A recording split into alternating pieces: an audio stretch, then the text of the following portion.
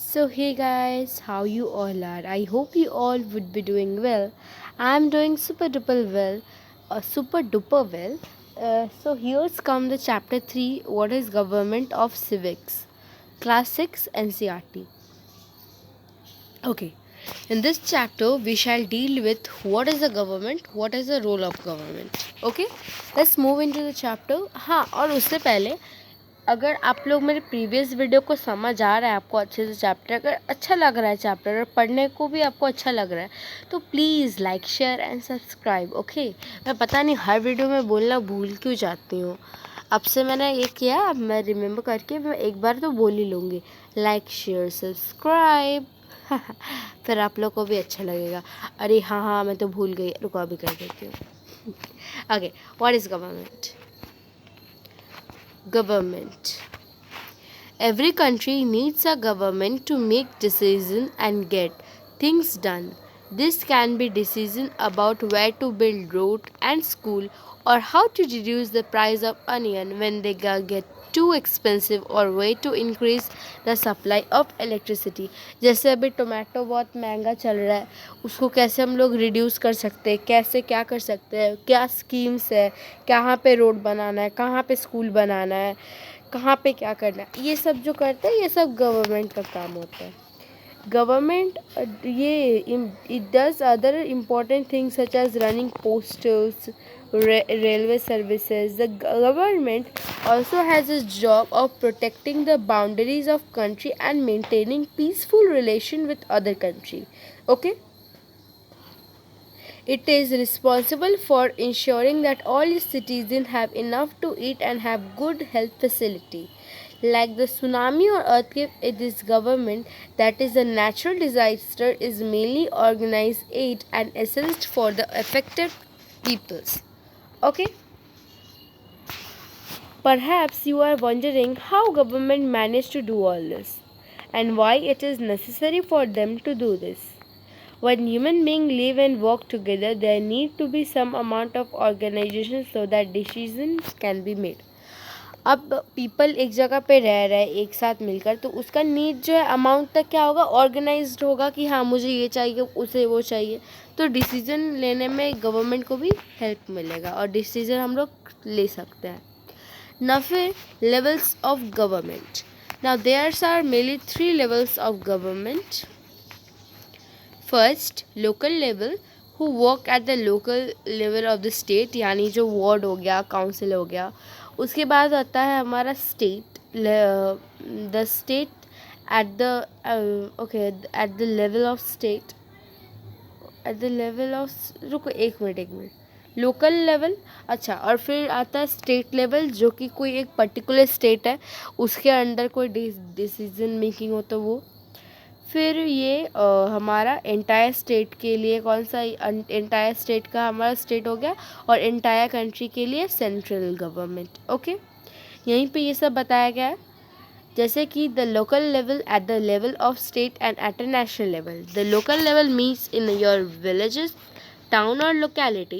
The state level could mean that which covers an entire state like Haryana or Assam, and the national level relate to entire country. सीधा map लिया, ये हमारा Indian political map है। ये हमारा physical नहीं है, ये जो आपको छोटे छोटे दिख रहे हैं लाइंस दिख रहे हैं छोटे छोटे, ये डिवाइडेड है इंडिया हमारे एडमिनिस्ट्रेटिव, और ये में कौन से एडमिनिस्ट्रेटिव, यहाँ पे था एडमिनिस्ट्रेटिव डिविजन्स में। अच्छा, अब बात करते हैं हम लोग laws and the government. Everyone who lives in the country has to follow this. Okay, जो लोग रह रहे हैं सबको फॉलो करना ही पड़ेगा। The government has the power to make decision. Similar, it has the power to enforce this decision. For example, there is a law that says that all person driving a motor vehicle must have license. और इसको अगर licence नहीं है किसी के पास तो उसे jail भी कर दिया जाता, फाइन भी कर दिया जाता था। अब गवर्नमेंट जो है वो रूल तो बना सकती है, लेकिन with the making of rule वो उसको एग्जीक्यूट भी कर सकती है, वो उसे इन्फोर्स भी कर सकती है। और अगर कोई फॉलो नहीं कर रहा है तो उसे जुडिशरी तो है ही पनिशमेंट देने के लिए। Okay, In a democracy, the government has to explain its action and defend its decision to the people. क्योंकि डेमोक्रेसी में क्या होता है, by the people, for the people, of the people. तो डेमोक्रेसी में आपको सबसे पहले जनता को जवाब देना पड़ेगा कि आपने ये किया है तो इससे क्या फ़ायदा हुआ, क्या नुकसान हुआ, अगर ये करते तो क्या होता है, आंसरेबल होना पड़ेगा. Another form of government is monarchy. इसमें क्या होता है, मोनार्की में राजा और रानी होती है.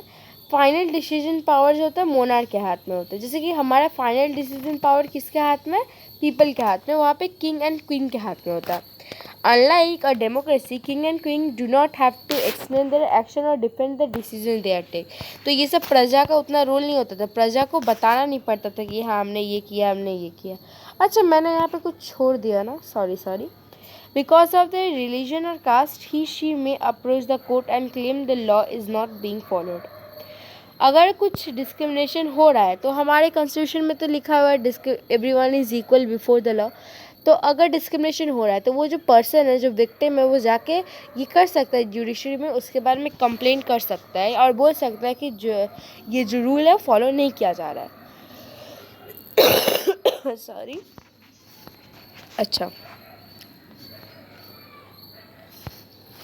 ये देखो यहाँ पे, अच्छा वोट्स फॉर वुमेन हम लोग नेक्स्ट टॉपिक में करते हैं, पहले ये वाला कंप्लीट. डेमोक्रेटिक गवर्नमेंट, इसमें जो होता है ना, ये धीरे धीरे करके ये बहुत बड़ा रिजल्ट है और ये धीरे धीरे करके और इवोल्यूट होता है. You know now that the main feature of a democracy is that the people have the power to elect their leader. सबसे अहम जो ये है ना, सबसे मेन मुद्दा क्या है कि हम लोग के पास पावर है, हम लोग पावरफुल है, जनता पावरफुल है, वो ही लीडर को चूज़ करेगी. अच्छा,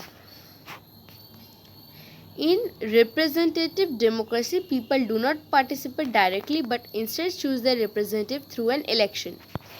यहाँ पे कहा जा रहा है कि हम लोग डायरेक्टली तो पार्टिसिपेट नहीं करते, हम लोग by the help of election इसे चूज़ करते हैं. अच्छा बहुत बड़ा टॉपिक है. अच्छा आप लोग टेंशन मत लो, वो वाला टॉपिक जो हम लोग ज़रूर क्लियर कर लेंगे. Okay, what is known as universal adult franchising.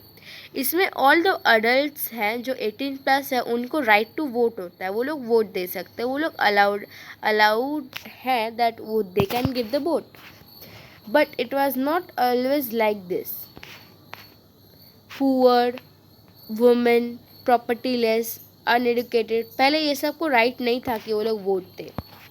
धीरे धीरे करके उन्हें राइट टू वोट मिला और इसे क्या कहते हैं, यूनिवर्सल अडल्ट फ्रेंचाइजी. अब जब ये सब हो रहा था कि माइनॉरिटी को उतना अलाउड नहीं थे कि वो लोग जाके वोट दे, तो गांधी जी ने बहुत शॉक थे कि ये कैसा प्रैक्टिस है, ऑल अदर्स जो है उनको राइट टू वोट होना चाहिए. तो वो अपने जर्नल में यंग इंडिया इन 1931 लिखते हैं, I can not bear the idea that a man who has got wealth should have to vote, but the man who has got character but no wealth और literacy should have no vote, or that a man who work honestly by the sweat of his brow day in and day out should not have the vote for the crime of being a poor man. बहुत अच्छा article इन्होंने लिखा.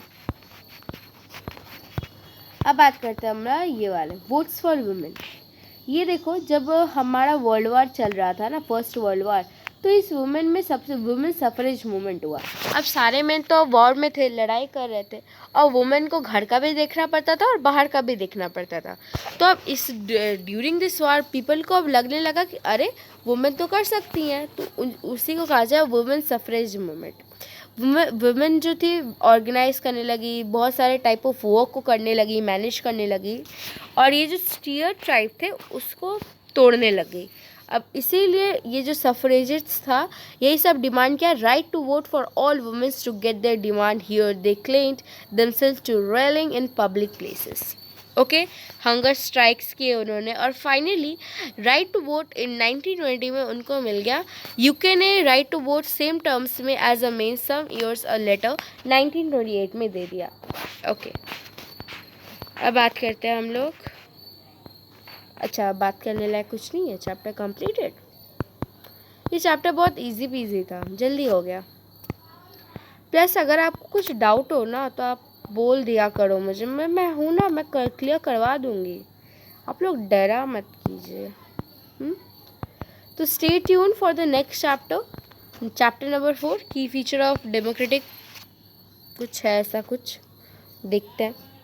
तो चलो bye bye, stay tune. And हाँ, if you like the video please please please please share मत करो। अच्छा, एक एम रखे, लाइक कर दिया करो, मतलब जितना भी व्यू हो ना, अगर पसंद आया हो, मेरा हमेशा क्या होता है कि जितना भी हो ना उतना लाइक भी हो जाए, मतलब अच्छा लगता है, तृप्त होता है कि हाँ 100 लोगों को पसंद आया, 100 लोगों को समझ आया। ठीक है, तो देखते हैं समझ आता है कि नहीं आप लोग को। Till then stay tuned, bye bye.